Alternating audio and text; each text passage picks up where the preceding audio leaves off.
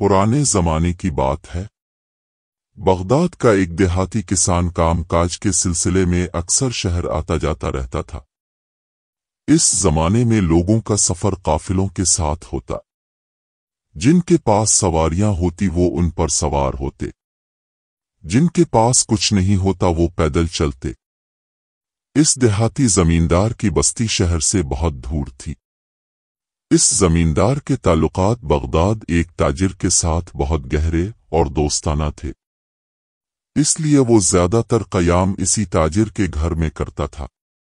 बाज मर्तबा एक आधो माह भी अगर उसे रुकना पड़ता तो उसी के घर में ही क़याम करता। वो ताजिर अपने मेहमान के रहन सहन और हर तरह की ज़रूरियात बखुशी पूरी करता था। जब वो जमींदार अपने गांव वापस जाने की तैयारी करता तो शहरी ताजिर और उसके बीवी बच्चों को अपने गांव आने की दावत जरूर देता। एक मर्तबा इस जमींदार को कुछ जरूरी कामों की वजह से इस ताजिर के घर 2 से 3 माह तक क़याम करना पड़ गया। काम पूरा होने के बाद जब वो वापस अपने गांव जाने लगा तो इसने फिर तकाजा किया, जनाब आप मुझे शर्मिंदा कर रहे हैं। मैं आपके एहसानात और मेहमान नवाजी के बोझ तले दब गया हूं। अब भी हमारे घर जरूर तशरीफ लाएं। इन दिनों हमारे गांव की फिजा बड़ी खुशगवार है।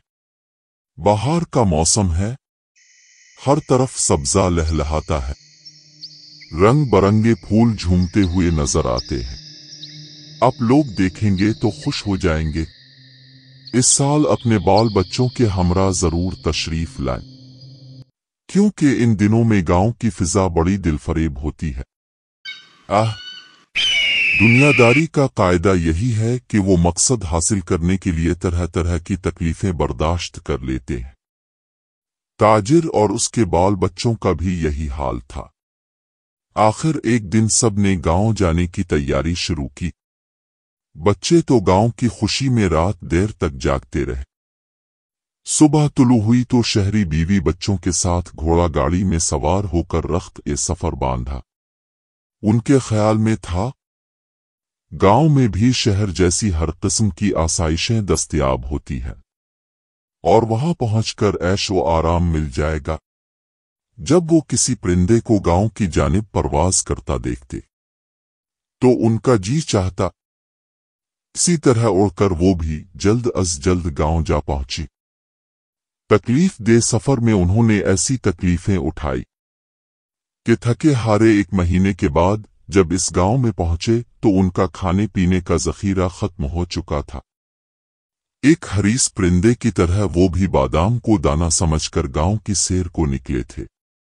गांव के करीब पहुंचकर जब उन्होंने जमींदार के घर का पूछा तो घर सामने पाया। से अपना घर समझकर उसकी तरफ लपके, मगर दरवाजा बंद पाया। इस पर शहरी ताजिर बड़ा हैरान हुआ। खैर दरवाजे पर दस्तक दी तो अंदर से चौकीदार ने बाहर आकर उनसे पूछा, जी फरमाइए आप किससे मिलना चाहते हैं। शहरी ने चौकीदार को अपना तारुफ कराया और बताया कि जमींदार को हमारे आने की खबर दो। जवाब मिला, वो इन दिनों इतिकाफ की हालत में है, वो किसी से नहीं मिलते। थके हारे काफिले ने दरवाजे के बाहर खैमा गाड़ लिया। उनकी सारी तमन्नाओं और ख्वाहिशों पर पानी फिर गया। नर्म और गुदाज बिस्तर पर सोने वालों ने रात कांटों पर गुजारी। तीसरे दिन ताजिर की इस देहाती जमींदार पर नजर पड़ गई। सलाम दुआ के बाद कहा, मैं फला शख्स हूं जिसको जनाब ने साल साल दावत देकर गांव आने पर मजबूर किया। इस देहाती ने पहचानने से इनकार कर दिया और बोला, भाई मैं तो दिन रात अल्लाह की इबादत और वजूद-ए-इलाही में खोया रहता हूं। मुझे अपने वजूद की भी खबर नहीं कि मैं कौन हूं। खुदा के सिवा मुझे कुछ नजर ही नहीं आता। शहरी ताजिर ने कहा, अरे बदबख्त, जिसके हाथ से जो शख्स पेट भरे इसकी आंख शर्माती है और सर नीचा हो जाता है। देहाती ने जैसे शहरी की बातें सुनी ही नहीं। चौथे दिन मौसम अब्र आलूद हो गया। शाम के वक्त आंधी और तूफान ने उन्हें घेरा। सर छुपाने के लिए उन्होंने जो खैमा लगाया था, हवा और तूफान ने इसे उखाड़ फेंका। शहरी ताजिर ने परेशानी के आलम में कहा, शायद क़यामत का वक्त आ गया है। आखिर शहरी ताजिर मजबूर होकर देहाती के दरवाजे पर गया और बहुत रोया धोया। बड़ी मुश्किल से इस कमीने ने दरवाजा खोला। ताजिर ने लाचार और बेबस होकर कहा, भाई, मैं अपने ताल्लुकात और जुमला हुकूक से दस्तबरदार होता हूँ। हम ऐसी तकालीफ के आदी नहीं हैं जो हमें यहाँ देखनी पड़ी। खुदा के लिए हमें राह चलता मुसाफिर समझकर कोई छत वाली जगह दे दो। इस तूफान और बारिश में इन मासूम बच्चों की तकलीफ मुझसे देखी नहीं जाती। कमीने देहाती ने कहा, चौकीदार का कमरा खाली है क्योंकि वो रात को तीर और कमान लेकर हमारे माल मवेशियों की हिफाजत करता है। कोई जंगली जानवर मवेशियों को नुकसान ना पहुंचाए। वो कमरा तुम ले लो और रात को तीर और कमान लेकर उसकी जगह चौकीदारी करो। शहरी ताजिर ने दिल ही दिल में कहा, उस वक्त तो मैं तुम जैसे कमीने की हजारों खिदमतें करने के लिए तैयार हूं। और फिर जमींदार से कहा, अब बेफिक्र रहो जी।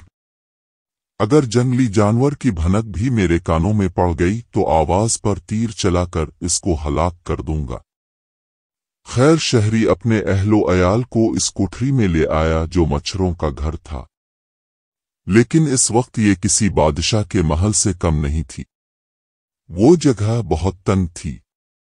बहरहाल शहरी ने तीर और कमान हाथ में पकड़े और चौकीदारी के लिए खड़ा हो गया। आधी रात गुजर गई तो उसने महसूस किया कि कोई भेड़िया रेवड़ में आ घुसा है। उसने निशाना बनाकर तीर छोड़ा और वो सीधा निशाने पर जाकर लगा। जानवर जख्मी होकर गिर पड़ा। गिरते ही इसके मुंह से आवाज निकली जिसको सुनकर देहाती जाग उठा और दौड़ता हुआ बाहर निकला।